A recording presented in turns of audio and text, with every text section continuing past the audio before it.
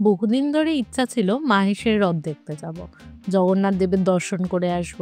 তাই এবার রথযাত্রার সময় চলে এলাম শ্রীরামপুরে। এ কি, মন্দিরে ঢুকে দেখি জগন্নাথ দেব রথ কিছুই নেই সেখানে। তারপর শুনলাম তিনি রথ নিয়ে মাসির বাড়ির দিকে পাড়ি দিয়েছেন। আমরাও ছাড়ার পাত্র নয়, সোজা হাঁটা দিলাম ভগবানের মাসির বাড়ির উদ্দেশ্যে। তবে বেশি দূর নয়, এই 1 কিলোমিটার হবে। আর এই 1 কিলোমিটার জুড়ে রাস্তার দুপাশে বসেছে নানান দোকান। এই রাস্তার ধারেই হয়তো লোকে কলা বেচতে আসে। আর কথায় আছে না, রথ দেখা আর কলা বেচা দুই হয়ে যায় একসাথে। শেষ পর্যন্ত দেখা মিলল ঐতিহাসিক মাহেশের রথের। 629 বছরের এই রথ উৎসব পশ্চিমবঙ্গের এটাই সবথেকে প্রাচীন রথ উৎসব।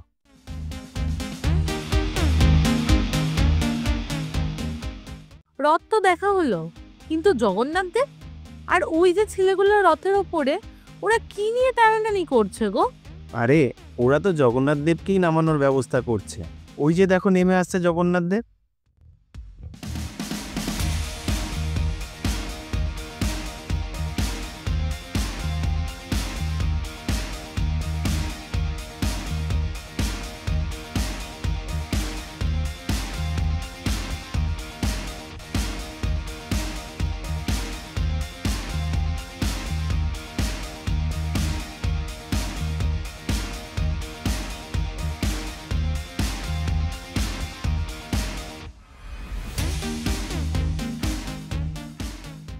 কিন্তু এখনো তো দর্শন পেলাম না, কেমন লাল কাপড়ে মুড়ে রেখেছে।